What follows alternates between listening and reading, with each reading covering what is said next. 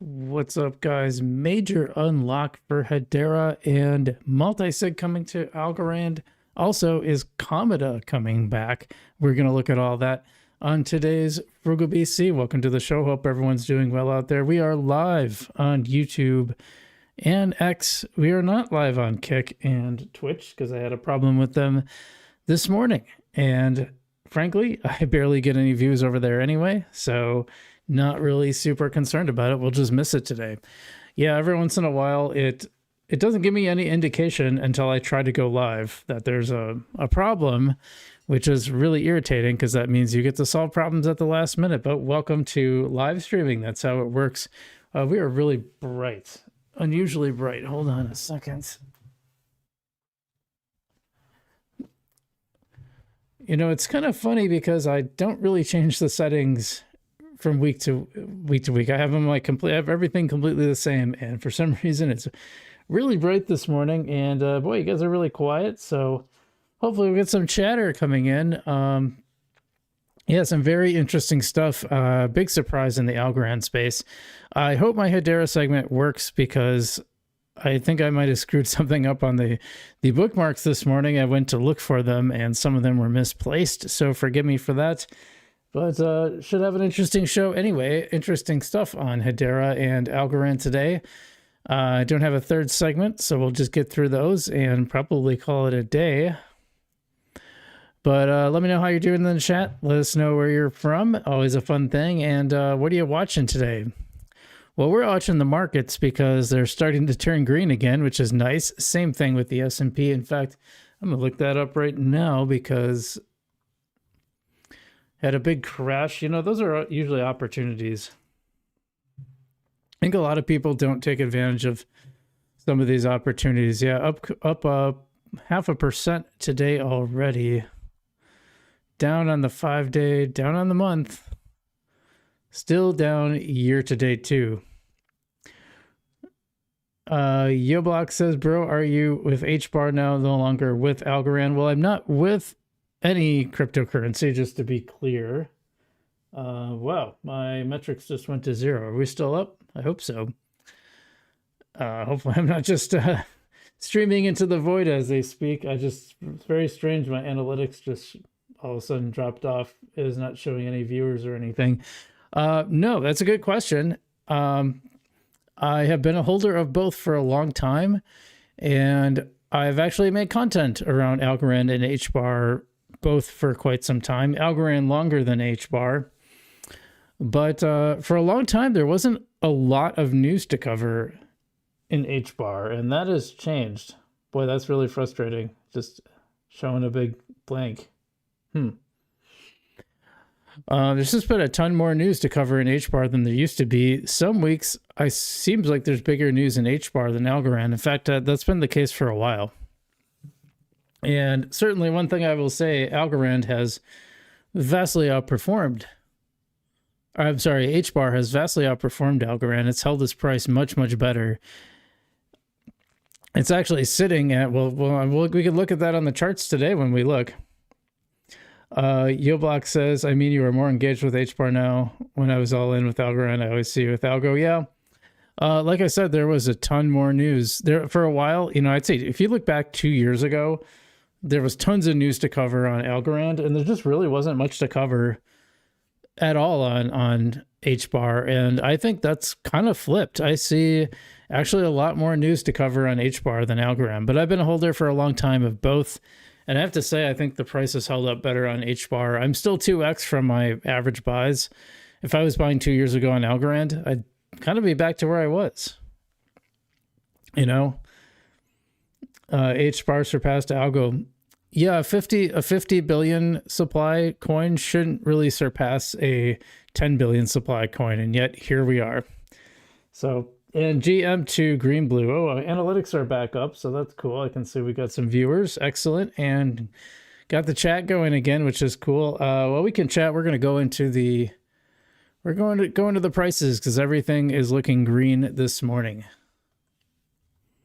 Let's see. Here we go. Total market cap sitting under 2.5 trillion, 2.42. And as I do every time, I have to put that in. You have to put that in perspective. That is smaller than the. That's about maybe 20% of the total retail. Total residential real estate market in the U.S. So, just to put that number, that's all of crypto. Also, there are individual companies like NVIDIA that are far higher than that. There's quite a few that are higher than that. So, just to put it in perspective of where we are with crypto, it's a big deal, but it's not as big deal as people thought. Coin market cap up 3.23%, actually outperforming the total market cap, and looking close to Bitcoin's price too. YoBlock says, what do you think about the supply of HBAR? Do you think it will skyrocket once the supply gets released completely?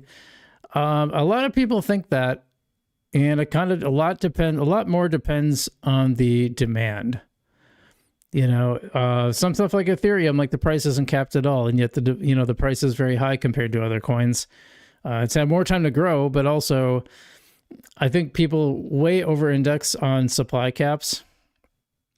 The only reason I say that Algorand would be mistaken in uncapping supply is that because people put a lot of weight on it. And I think a lot of people will leave Algorand if it uncaps its supply. But I don't think that cap supply necessarily means that it will do well. So, be careful with that. There's a lot of other factors. The correlation that I've seen is revenue, which we're going to kind of get to with Hedera. Some interesting news around its TPS that I didn't cover before. Oh, look, my analytics are blank again. And I was not able to dual stream. I haven't heard anybody chime in to say that they were watching on vertical. But there's a little tab, there's a little button you press in the YouTube analytics, and sometimes it doesn't let you press it. I think you have to do it in a certain amount of time, maybe. Not really sure what the deal is there. But it just simply would not let me do it this morning. So we'll see. We'll see if that has an effect on the stream. Anyway, Bitcoin at 71,000. So, not a bad price for Bitcoin at this point. Ethereum sitting at 2,000. Over 2,000, close to 2,100. BNB at 647. XRP at $1.42. It's been kind of sitting at that range for a while. Solana at 87. Not the low, definitely not the lowest we've seen it. It'd be nice to see that get back into the 90s, unless you're interested in buying. Tron 28. Doge almost 10 cents a piece, and Cardano at just under 27 cents. Let's see what the big winners are for the 24-hour. Shiba Inu, 10.6%. I'll have to check my little moon bag of Shiba Inu that I have. Stellar at 8.73. It's a blast from the past. Dogecoin, one of the top gainers. Haven't seen that one on the top gainer list for a while. Kaya, maybe? I don't know. It's 8.63%. I don't know anything about that one. Aave, 8% up. Render at 8% up. Virtuals Protocol, 7.5. Hyperliquid, almost 7. Pump.fun is up there, and is Jupiter with Sui right behind it. Nice to see Sui up there. And how about the 7-day? Pi at almost 34%. Kite, 33%. Dex with an extra E in there. I don't know, 30%. OKB is at 28%. EtherFi 16, Layer 0 at 14%, Sky 13%, Render again at 12.83%, BitTensor 11, and Chiliz. YoBlock says if HBAR Algorand just have burning mechanism, people will surely go for them. Yeah, well, that's how uncapping the supply could work. But the problem is a lot of people are locked into that narrative. It could functionally work, but people do not like. I just seen it in the comments every time I make a video about it. There's a lot of people that just said I'll be done with Algorand if they uncap supply. So they could still institute a burning mechanism though. So that would be nice. Let's see. 24-hour down is Memecore, Humanity Protocol, Midnight, Quant, Stable, Pippin, Uniswap, and AI NFT, I guess. I haven't even heard of that one. Toncoin and Filecoin. Tron just a little bit below. By the way, these are all, most of these are under 1% down, so not the biggest deal in the world. How about the weekly? It's Pippin, the official Trump coin, sitting at $3. Isn't this like in 30, 40, maybe even $70 at one point? Just celebrity meme coins, just stay away from them. always stay away from them. Midnight 7.6 down. XDC network down 7%. Where's Bobby Jonas at? I haven't seen him in a long time. He's a big XDC fan who would always be in my chat, and we'd argue back and forth between Algorand and XDC.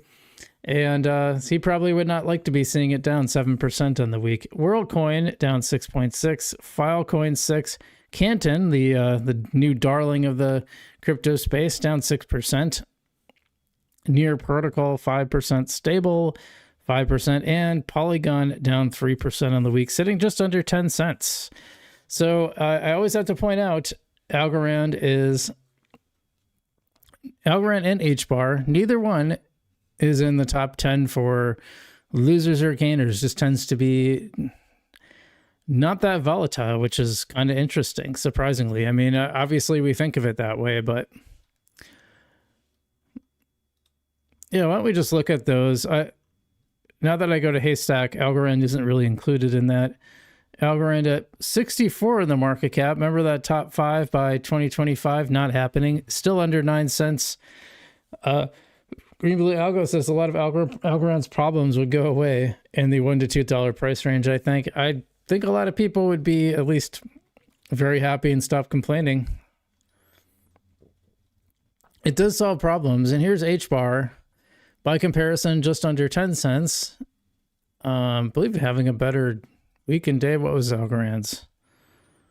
Yeah, well, Algorand's like 5% on the 24 hours, so that's pretty good. That's better than HBAR's, but HBAR is still leading in price despite being, having 5 times the supply. And this is why I tell people, I don't want to say it doesn't matter, but it doesn't always matter. And the amount of supply out either doesn't matter. Like SWI has the exact same tokenomics in terms of 10 billion cap supply, same as Algorand. It's at almost $1.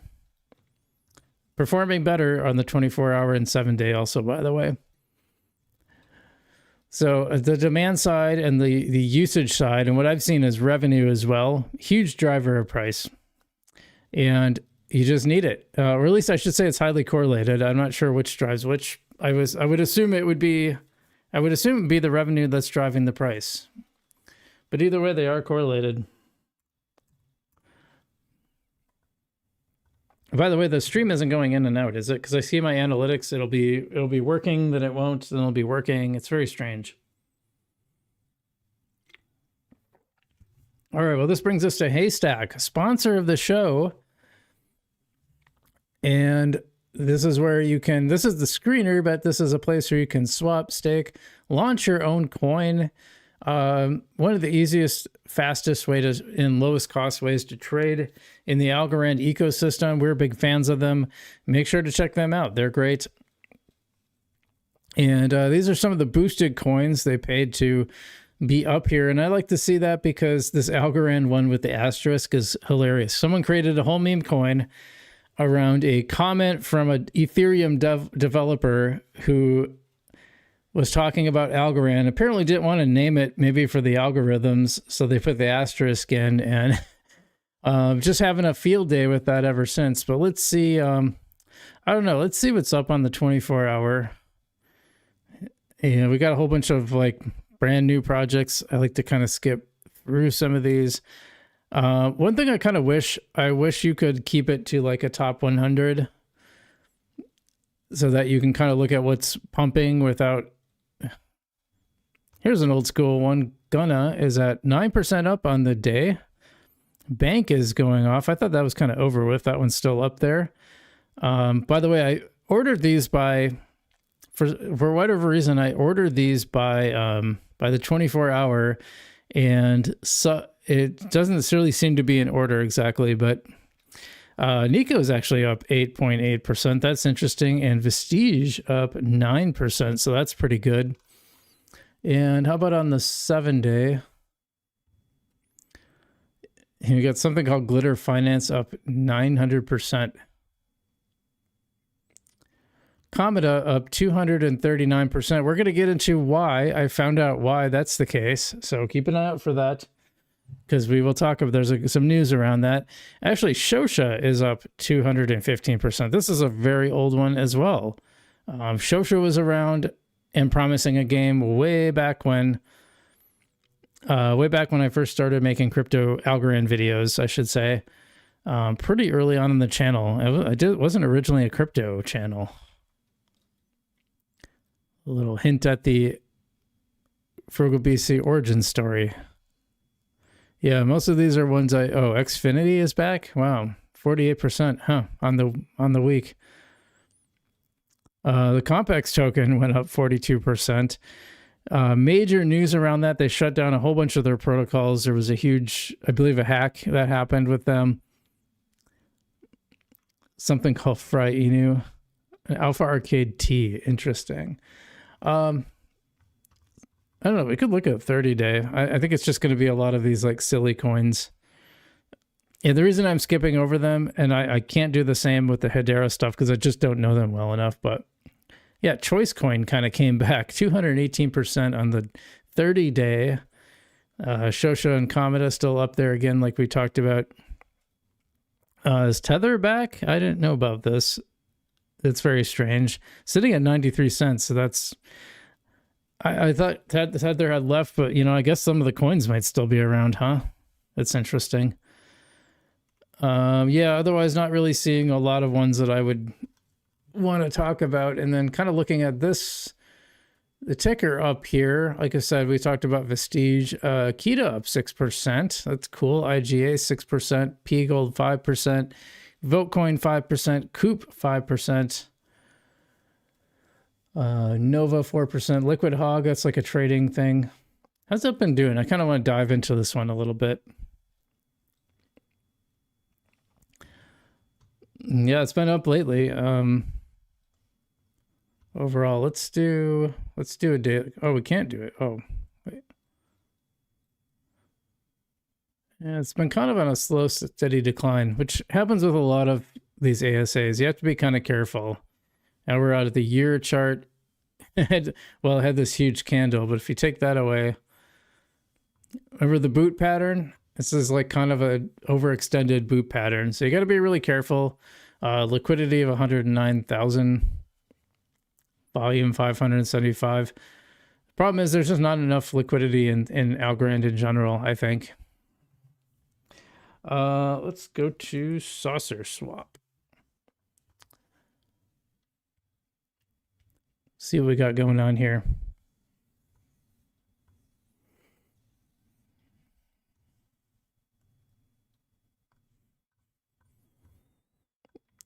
Yeah, like I said, HBAR 3.5% up on the daily. Looking at Sauce at 10%. Sauce is soaring. That's pretty good. A lot of green on this. A lot of green. Everything's pretty much in green. So we're going to look for some outliers. Bonzo. Didn't Bonzo just have a deal with Kraken? I can't even keep up with some of these, to be honest. XSauce at 10%. BSL at almost 6%. Dovu at almost 9%. That's pretty good. This is all on the daily. We don't get a weekly on Saucer. I hope they add that soon, but Grelf is almost 5%. Gib is 5%. Davichi 4%. Karate 3.5%. Everyday Algonaut in the chat. What is up? Welcome to the FrugalBC show. KBL at 4%.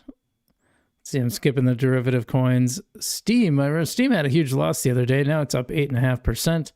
Mouth at almost 4%. HST 4.6%. Bonzo just X Bonzo, sorry, under 4%. H Suite under about 2%, just under. MFM 4% up. Hashtree 3.8%. GC. I think that's from Gilbert Estates. I might have been saying that wrong this whole time. That one's at 4%. Lehman at 6.23%. Jeet 2.55%. Dino almost 6%. That's pretty good for that. Galaxy at 3.4%. That one is a platform for creators to help earn on chain, which is kind of neat. Dosa at 8.2%. Suit at 5. We've got a lot of green. It's like almost all green. Corgi 3.6. Hurt 3.5. Dino Pack, probably Dino Pack, 4.5%. I think that's a NFT project, isn't it? Carrot is 2.7%.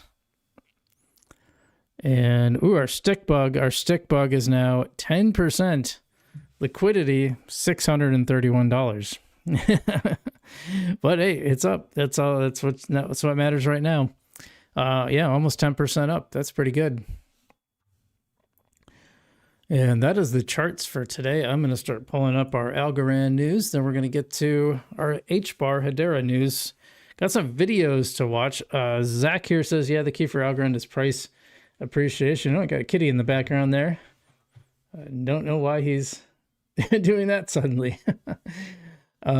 Zach says, the key for Algorand is price appreciation. That brings in more investors, more money, more institutions, more transactions. Well, yeah. That's kind of what we're looking for, man. Pretty much in all of crypto. It's kind of the how you get it is the kind of key factor there.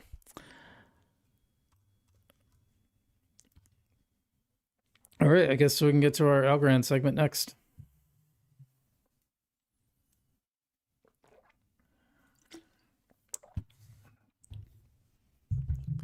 I assume people are watching. Every time I look over, sometimes it's working and sometimes it's not. I usually have my my studio pulled up on my laptop, sitting on kind of next to my desk. So I really got 3 screens we're working on here. So yeah, let's get to the Algorand next. Many people thought Cometa on Algorand was dead, and for a while it actually was. Now it appears to be coming back, and we noticed this recently. We noticed the price of the coin suddenly started skyrocketing. No one had any idea why, but well, now we know Cometa appears to be back online. And this is right from the Cometa team themselves. Cometa is back online. After a long downtime, all services are restored. If you have funds on the platform, you can withdraw now. We're also considering keeping things running. If there's enough demand, let us know. I would say, I don't think people are going to go for it. You just can't rug like that. So Gully says, no thanks, move along. Gunna says, test. WB Nikita, and done giving the little side eye there. Someone says they tried and could not connect. Choice Coin says, Comet is a great project. Good to see you keeping on. I think once you shut it down, I think that's it. I got to tell you, I think that's it. Welcome back and never leave again. Cometa for life. So I don't know, some people might use it. Nice to hear, bro, but still having issues with connecting. A lot of people giving like side eye kind of stuff.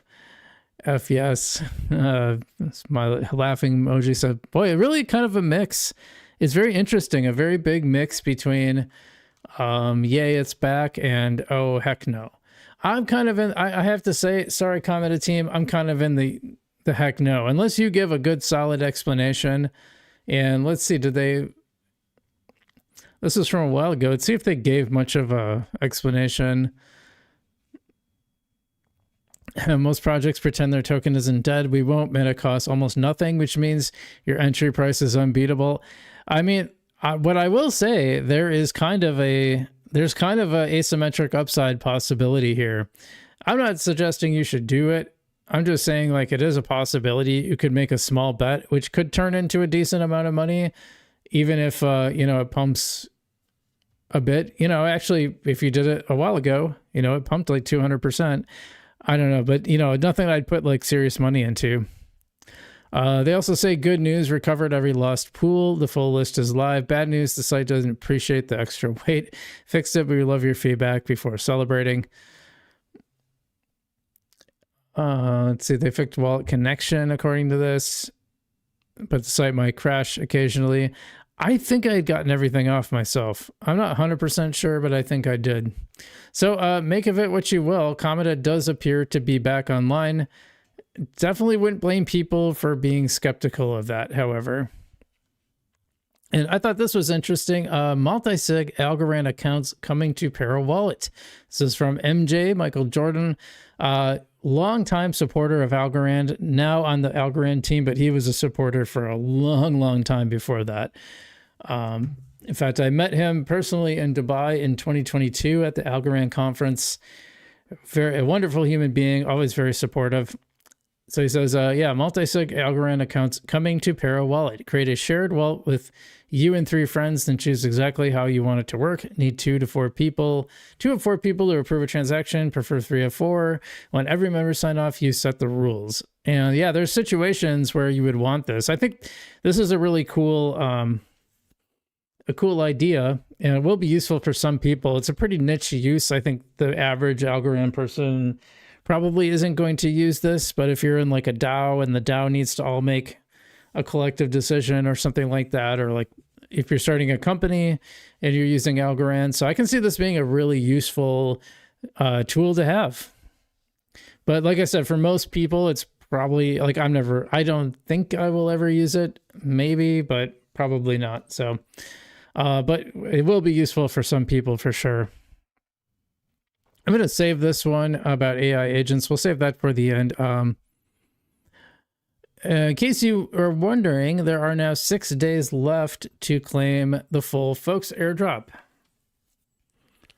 He was asking, are you still holding? Did you sell or swap it for something else?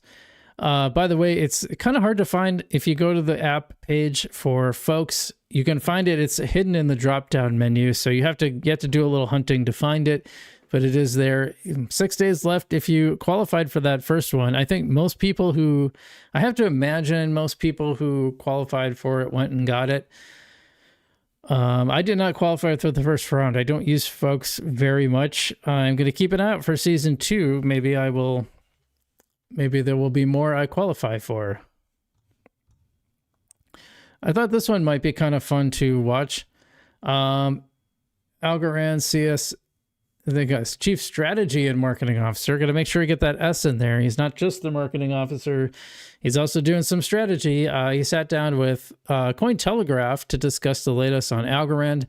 Now, it looks like this is X only. I tried to look for the podcast like that I could just listen on audio, because I that's usually how I prefer to listen to those kind of podcasts. I don't really watch them typically. It doesn't appear to be out anywhere, which I think is kind of a miss on their part, if I'm being honest. But if you want to watch that, let's watch this segment. Let's see what he had to say about AI agents, because that's going to lead into our next thing. So let's see, we got it on. Let's listen. This is an interesting where we're heavily focused on, because when you think about this, when the world goes agentic and everybody has an agent, that there's billions of agents around there, and these agents are talking to each other, obviously, and they won't just talk, they'll exchange value. One agent will be specialized in this, another agent will be specialized in that. So they'll talk to each other and they'll exchange value. Then the question becomes, are they going to pay each other? And so obviously they're not going to use a credit card to pay each other 10 cents or 5 cents. That doesn't make any sense. They won't use traditional bank rails either, because they have to wait 2 days or 3 days for their 10-cent transaction to go through. Keep that in mind too, because that's going to play into our next segment.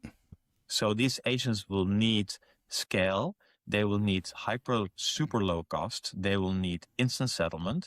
And the only payment rail that is able to provide that is a blockchain, an Algorand in particular, of course. But so I think that is an enormous opportunity for blockchains to really lean into. And so because of the characteristics of Algorand as a chain, and we talked about those, the instant finality, the high speed, et cetera, we are particularly well suited for these types of micropayment transactions. And so therefore, we're very, very much leaning into this. Well, maybe you make the article available to them on a per use basis and you charge them 5 cents to do so. Now this is possible through using internet native payments and X402. So I think you think about LLMs pay per token, think about compute, pay per compute, think about data, pay per data, etc. So there's a lot of opportunities around this kind of pay per use type of model where that X402 now enables. And then if you combine that with scalable payment rails like Algorand, then you have a system that is really scalable and that can create massively new opportunities for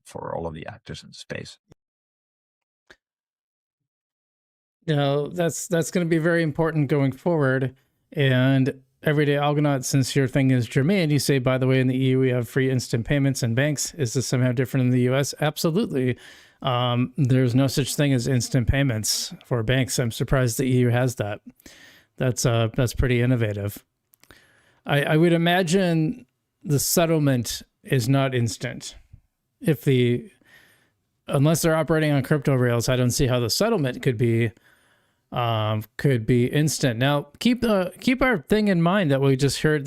Keep what Mark just said in mind, because I came across this today and I thought it was compelling, but I have some qualms about it. Okay, so this guy named Ankash Gupta. Actually, who is this? He's I don't know who he is. Just lists a bunch of stuff about product growth. It says Armstrong is telling you AI agents need crypto because they can't use banks. Nobody's noticing that Visa and MasterCard and Google, Stripe, and PayPal already built the answer. Well, we'll get to that. Visa completed hundreds of agent-initiated transactions and live pilots last year. MasterCard launched Agent Pay with tokenized credentials across U.S. issuers. Google shipped the entire agent payments protocol. Keep that in mind, too. Keep that in mind. Santander and MasterCard ran Europe's first regulated AI agent payment 2 weeks ago. Agents can't open bank accounts. Framing sounds clean, but it skips what's actually happening. Visa's trusted agent protocol uses cryptographic signatures to authenticate AI agents the same way it authenticates human cardholders. The agent gets a token linked to your account. No bank account needed for the agent. No KYC for the bot. The human already passed the gate. This tells you everything about how the payment industry views this race. Coinbase's X402 protocol has processed 50 million transactions since February, which sounds like scale until you realize Visa processes that volume roughly every 90 minutes. But does it do that via agents? According to this, I guess it does. Visa is working with 100 plus partners across 6 continents. MasterCard launched an entire agent suite in January with 4,000 advisors. These companies process 3.4 billion transactions annually, and they're retooling all of it for agents. So they're not necessarily doing that yet. Keep that in mind. The real constraint for AI agent payments is liability. When an agent books the wrong flight or buys the wrong size, who eats the cost? Visa's Ramachandran says it directly. Agents are now a fifth party in the dispute chain. Crypto has no dispute chain, no chargebacks, no customer protection. For a billion agents making mistakes at machine speed, that's a feature Coinbase and a problem for the person whose agent just bought 400 economy seats to Mumbai. Yeah, but the thing is, this is just going to happen if the payment protocol can just be settled with a new transaction. And in fact, the lack of reversibility is actually a feature of crypto. This is the part I'm going to make right here. So I actually think he's wrong about this. I think the liability is on the non-crypto side. And as far as reversing a transaction, that just gets on with a new transaction. So you don't have to have the original transaction undone. You just do a new transaction. The dispute would be held between companies.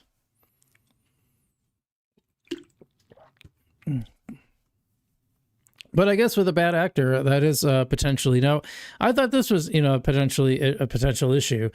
Now, I did think this was interesting because I've been talking about this AI agent narrative, essentially, and I see it as a very strong use case for crypto, and especially some of these low-fee, fast blockchains like Algorand, like Hedera. And that's the reason why I introduced it in the Algorand segment, especially since we just had what we had from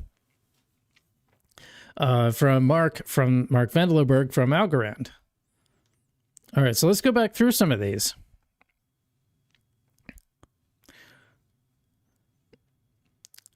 Here's the problem. What do you think Visa is going to charge for its agentic payments? What do you think MasterCard is going to charge? By the way, it's not really companies. They're more like it's kind of really weird. They're more like network. They're more like a network than a company. So they're kind of weird to begin with. But how much are they going to charge, and how much are they going to gatekeep past the gate? Well, the gate is a telling word there. Do you think Visa is going to do you want Visa and MasterCard deciding what your agent can go and can't do? And that it can shut down your agents and maybe not someone else's? Or do you want the permissionlessness of crypto? These are interesting because it's talking about how many transactions they're processing and retooling it for agents. Well, eventually, but that doesn't mean they're running. We don't know how much they're actually running. X402 protocol has processed 50 million transactions, agent-to-agent transactions. And there's nothing about how much Visa or MasterCard has done. And imagine what the fees are going to be. I just think that's where crypto is going to play a major role. I think probably what it's going to be, crypto, both of these things are going to exist in parallel. And some people are going to want the permissionlessness of crypto. They're going to want the lower fees and the speed. As far as settlements, Greenblue says it's instant, but with a settlement window. Robin might cover your window, however. Yeah, it kind of depends where the bank payment is going to. Like if I send money from PayPal to my bank, it doesn't go there instantly. On the bank side, it is definitely not instant. Some stuff like you said, Robinhood, and there's other platforms like that will cover the difference, but the settlement is definitely not instant, which is where I think Algorand will shine, because it's just going to settle instantly instead of having things sitting in limbo for a long time. So I probably didn't mention all the arguments I was thinking, but these are some of the ones where I think. Let's say crypto becomes a rail for agents. Visa, MasterCard are betting their entire product roadmap. Let's just read the whole thing. The incumbents aren't sleeping through this one. They're spending more, moving faster, and they already have the merchants. Crypto becomes a rail for agents.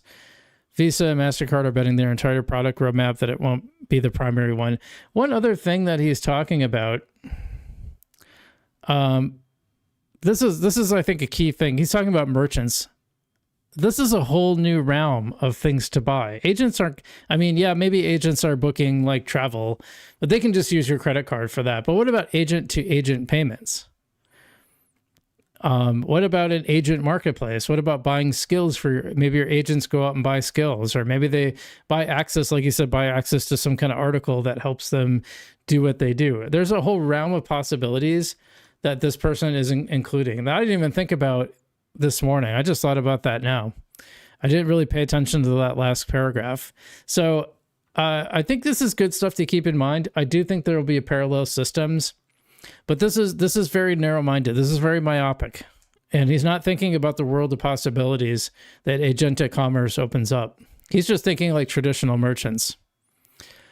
Okay, well that was a weighty segment, and I got one little fun thing for you that I thought was kind of cool. There's a new game. Someone, ALGO made it. It's called the Hey Bale Jump Challenge, and it's now live. Can you beat the high score? So I just want to show you guys this really quick. This is free to play. It is happy hop.base44.app.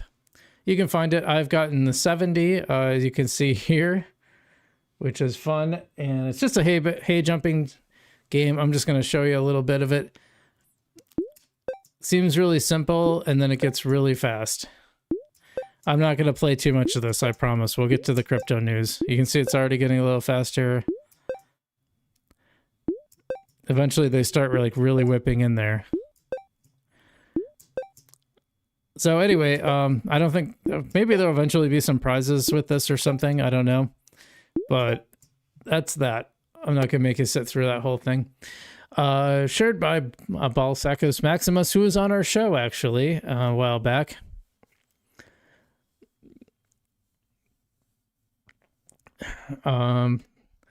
Anyway, I think that's, well, actually we got some, let's see, agentic commerce is live and vibrant on ALGO already. Algorand is heading higher, no doubt. Yeah, but that's the thing. And then Raffaello says 2026 is the year of agents. I think this is going to be a huge unlock for a lot of cryptocurrencies, especially Algorand. Going back, Everyday Algonaut talking to Green Blue says instant, like in 10 seconds you can use them. The EU is working on this for many years and it's live 2 to 3 years now. Restaurants now accept direct payments. Definitely not the case in the US. The settlement takes a long time, and actually getting it over there also takes Everyday says, have you tried the Explodinos game? I haven't even heard of that. Raffaello says Algorand will be one of the main layers, highly beneficial to shift focus on agentic commerce now. I mean, anything that's fast and low fee, especially Algorand's one of them for sure. They're building the rails. And like I said, he pointed out Google's payments. Well, Algorand is included in that. Did I mention that? Did I mention that in the segment? I don't know if I did. Where was that? Did it just disappear? Yeah, right here. Right here. Google shipped an entire agent payments protocol. Yes, and Algorand was a partner in that. So I think other cryptocurrency firms were as well. Not necessarily. I think Algorand was the only layer one, but there were other cryptocurrency companies involved, as I recall. So, you know, kind of defeats his argument there. Anyway, I think that's our Algorand segment, and I think agentic commerce is going to be a super important part of Algorand's future. So don't sleep on it. I do think I can see a situation where they're running in parallel. All right. Yeah, let's get to the next one. My analytics have been working lately. I can actually see how many people are watching. By the way, if you haven't hit the like button already, that is the best way to support the channel. It gets it out to, you know, everyone else on X. Actually, my X is doing really well. I got 82 viewers on X. Lately, I'd have more viewers on... Oh, there it goes. Never mind, it's gone. Yeah, lately I've been having more views on YouTube than X right now. Actually, I have quite a few on X. And not live on Kick or Twitch today because it just wasn't working correctly. And it's irritating because of the pop-up.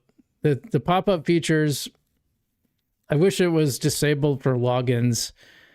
Brave needs to work on that, I think, in my opinion. But all right, bear with me on this HBAR one because I think I screwed this up. But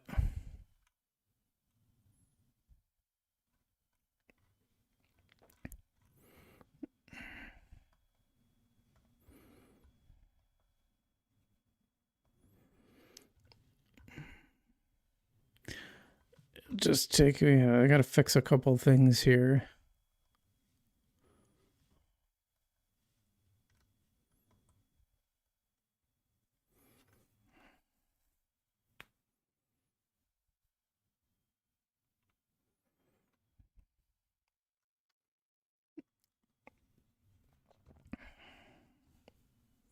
Okay, I know what I'm going to talk about, so let me get a drink of water.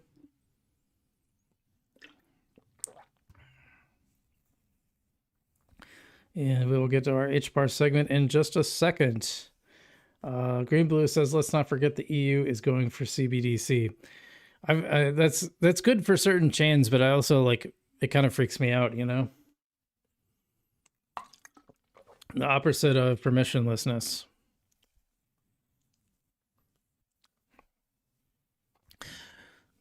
So about a year or two ago, one of the criticisms I had of Hedera is it didn't seem like it was getting used. When I would look at the TPS, it tended to be around the 1 to 2 range. Now, it looks like Hedera is actually starting to get used. Actually, what happened was it was actually higher, and then one of the companies that was putting stuff on chain or on DLT, distributed ledger technology, which I said wrong last time, apologize for that, decided not to do it anymore, and the TPS dropped to like 1 or 2. Well, it's back up, and it's back up quite a bit. Let's dive in.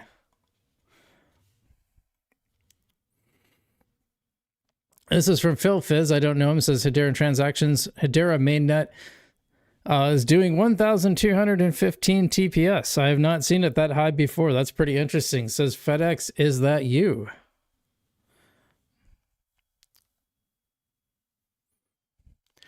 Jay says it's fluctuating, but at least it's not 2 to 3 PS constantly anymore. Remember what I just said? It's alive. We need a consistent 4K TPS for a whole year for 100 million in fees. Right now, 537. And I'm sure Algorand would like that too. 4K, they probably got a little ways to go to get to 4K, as does Algorand, but it is a surge, but still going. So nice to see that actually moving up, and hopefully that can continue, because that's a really important thing. For the more TPS, the more fees you have, the more fees, the stronger the chain, the more revenue comes in, and that will lead to price appreciation. From what I've seen from watching various, doing the analysis on various cryptocurrencies. So this next one I thought was pretty cool, kind of old. Bonzo Finance, the largest lending protocol in Hedera, integrated with Chainlink Standard for verifiable data. This is back from February, so I'm a little behind on this one. Verifiable data starting with price feeds for HBAR and USDC. Chainlink enhances the data security of Bonzo and accelerates growth of DeFi on Hedera. Thought that was worth pointing out. I think, like I said, it's a little bit of an old one, but a goodie. And here we got a video, so we can watch this video together. And this is Mance Harmon, the co-founder. I know we talk about Lehman Baird a lot, and yeah, you gotta like the guy. He looks like such a friendly accountant dude. Super duper duper smart. But actually, hold on. This is let me fix this size a little bit here.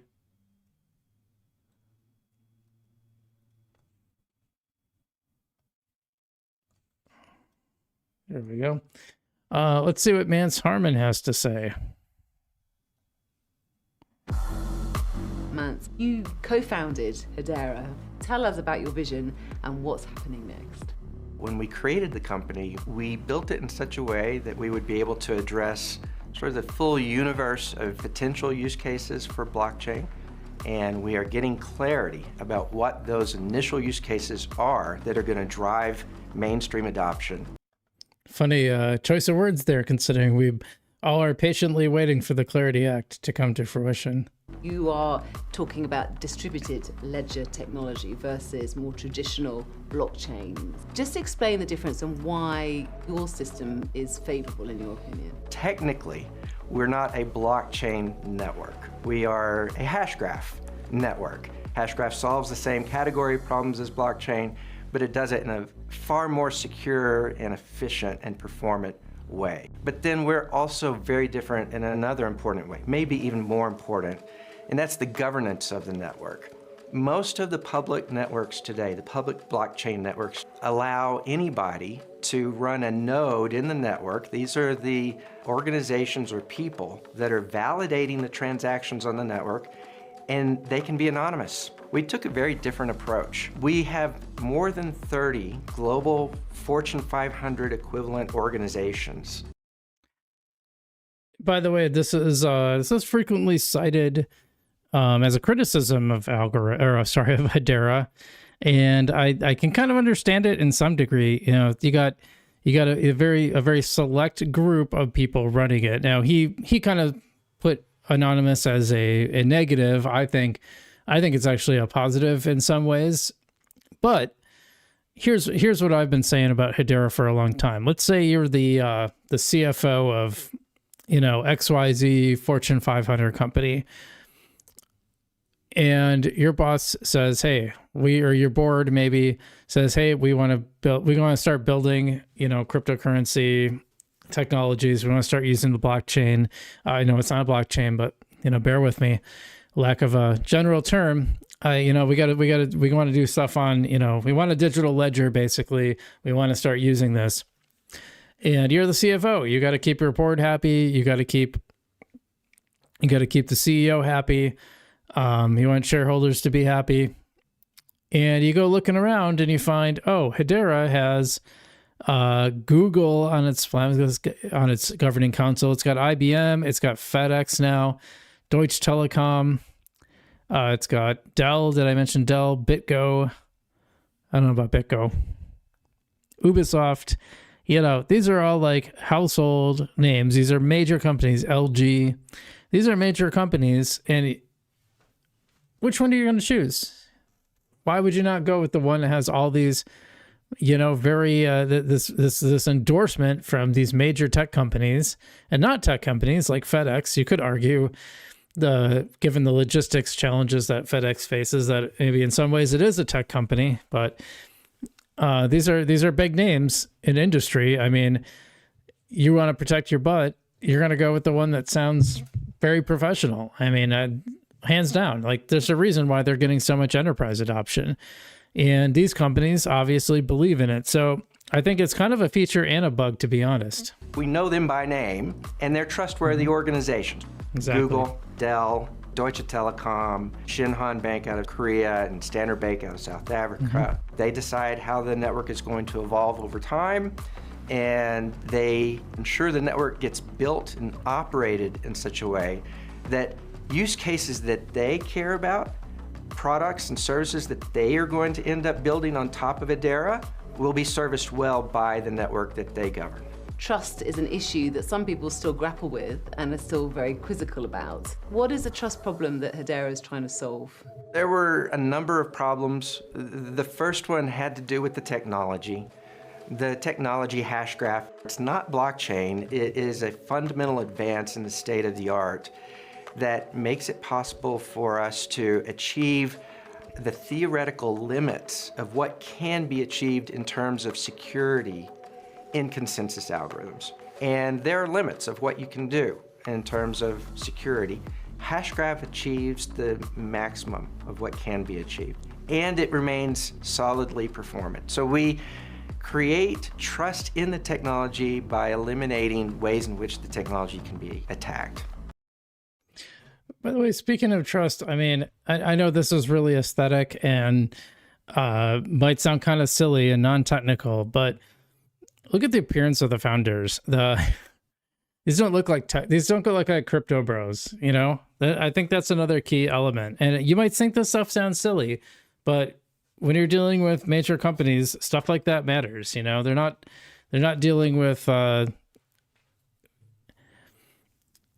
Vitalik Buterin, who looks like he's coding in his mom's basement. This guy looks like a bank president, and Lehman looks like a friendly accountant. These are, if you're an enterprise client, that's who you're going to trust, right? Now, I'm not saying it's the only factor, and I'm not even saying that people would think that consciously, but for sure, this is stuff people are going to think about. It's going to be a factor for sure. I know it sounds silly, but trust me, just like politics, I mean, you can have the best ideas, but how someone looks makes a difference. You can pretend it's not the case, but it is the case. And I think when you look like these guys, you project trust, because like I said, the guy looks like he's a bank president. He looks like a serious guy. Doesn't look like some crypto bro, and neither does Lehman. So you can pretend that stuff doesn't matter, but it absolutely does. By the way, this is a conversation with CNBC. Let's look at the next 3 to 5 years. What does that look like for Hedera? I think that for Hedera, success is defined by 2 words: invisible ubiquity. And what I mean by that is that it's going to be at the bottom of this new technology stack that enables Web3, that everyone will use and no one will have heard of. This is really funny too, because this is what I've been saying about Algorand and Hedera. I've been saying this both for the longest time, that they're kind of the boring but important chains. In other words, they do the important stuff in the background and you don't necessarily see it, but it's doing the work, and the more work it does, the more fees it generates, the more transactions, the more fees, and probably the better price it does. So you don't necessarily need this big splashy meme coin style hype around it. You can just do the work and collect your fees and grow.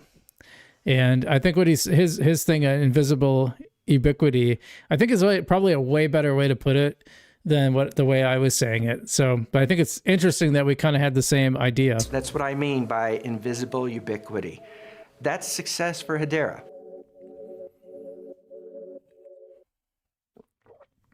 Yeah, fire interview, great. It's actually a much longer interview. We found this little clip, which I think says a lot. I think it's great. So good clip from them. Good job, Mance Harmon, for sharing the vision. Absolutely.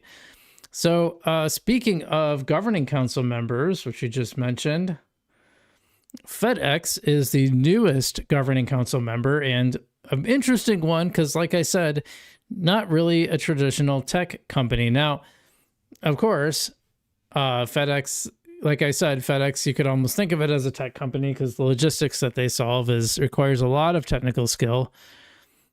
But I want to hear what Rob Allen of Hashgraphs have to say.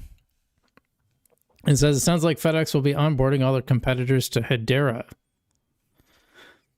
FedEx joined the council specifically to pursue these use cases that they've been working on through the GBBC and previously the Transport Association that Dale chaired the standards body on. So that thinking has happened over many years, unlike most council members, actually. So years ago, we'd have got a council member that hadn't even thought about blockchain, and we had to help them through all that ideation. But with FedEx, they've done all the thinking. They've built the standards body. They've defined the standards. They've determined that they're not going to go alone, and they need an industry, sort of cooperation and collaboration with all their competitors in order to make this work, because it's an ecosystem play. It's not, a specific competition role. So they are well prepared, right? And we're ready for them. FedEx joined the council. I think that's really interesting. The fact that they were just basically ready to go, and that they're going to be dragging the rest of their competitors to Hedera as well. Basically, they had thought about all this. They put the infrastructure in place, ready to go from day one. Much easier to work with, I believe. And I think it'll be interesting because I think what a perfect use case for the DLT is something with the logistics of FedEx. And they didn't come in going, yeah, figure it out for us. They already had the basics figured out. They knew what they wanted from it. Very, very interesting. I think FedEx will be one of the big wins for the Hedera ecosystem for sure. All right, that is all for our Hedera segment. Zach Valavanis says, my hope is TravelX ends up back on Algorand after the Clarity Act passes.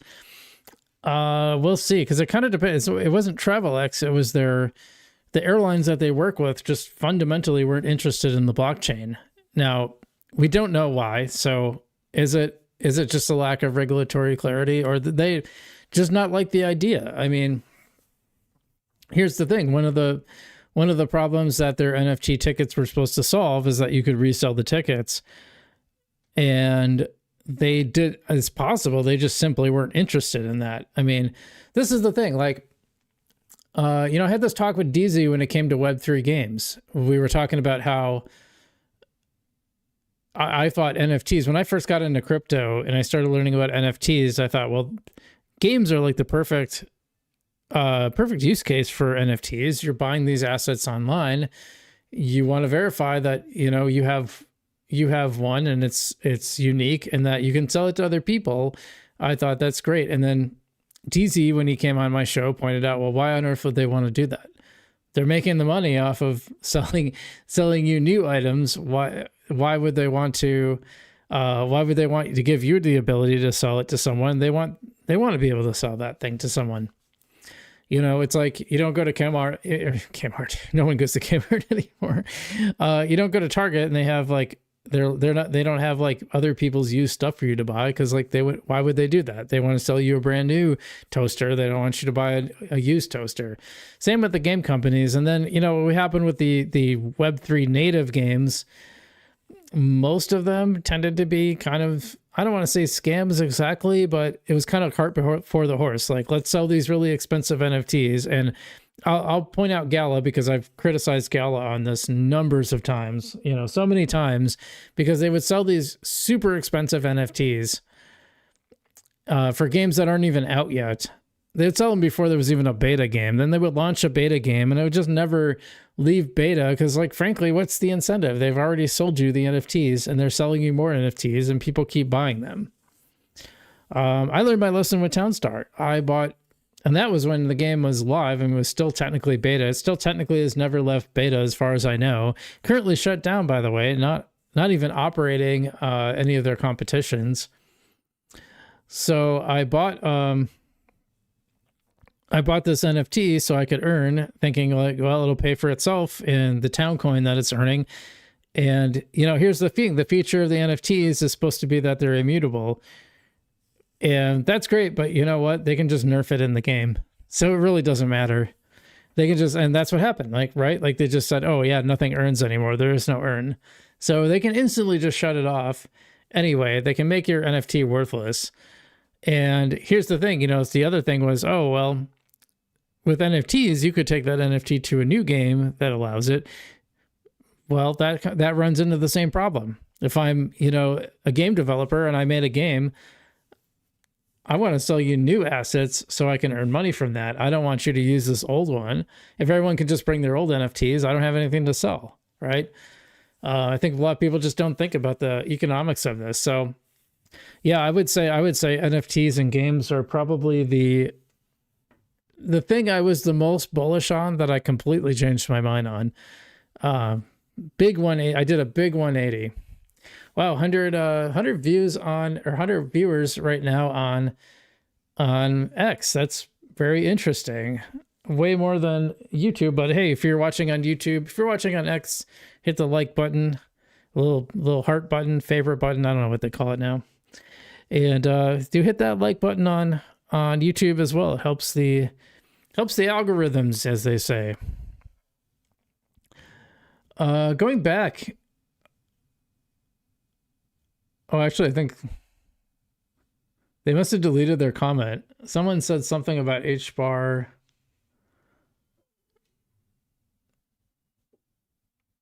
Oh, here we go. Way back. William said, hi, please, does HBAR price reflect all Hedera traffic or just HBAR token? If you're talking about the price, that is the price of the token. That's different than like volume or liquidity, I guess, if that's what you mean. I don't really know what that question means exactly. Usually volume is tied to token price, especially like fees. Like I said, generally, it might actually be volume. Actually, volume might be more the metric than revenue, but revenue is a function of volume. Something to think about. But what I saw is like there's a big correlation between revenue for a chain and, you know, its price appreciation. Green Blue says the folks rewards via NFT is ongoing. Well, that's good. For the handful of people that got that one, that's great. All right. Well, I've kind of run out of stuff, and it looks like we're dropping in viewership anyway. So thanks so much for watching, everyone. Hope everyone has a great day, and be sure to, you can watch this on replay. Like I said, we are usually, this one is on live, is on X and on YouTube. Will be available for replay in both those places, and you can listen on audio, listen on the go by searching the FrugalBC podcast. You can find FrugalBC on Apple, on Spotify, and probably pretty much everywhere else where you get your podcasts. DJ Graffiti says Algo is a wash. It has done nothing. Well, as far as price, yeah, it hasn't been great. Not going to lie to you. I still think the tech is great. I think it's well set up for agentic commerce, and hopefully that will help unlock some volume, some revenue, which should unlock price, but no guarantees. Definitely. All right. Yep. Well, thanks for tuning in, everyone. I hope we had a great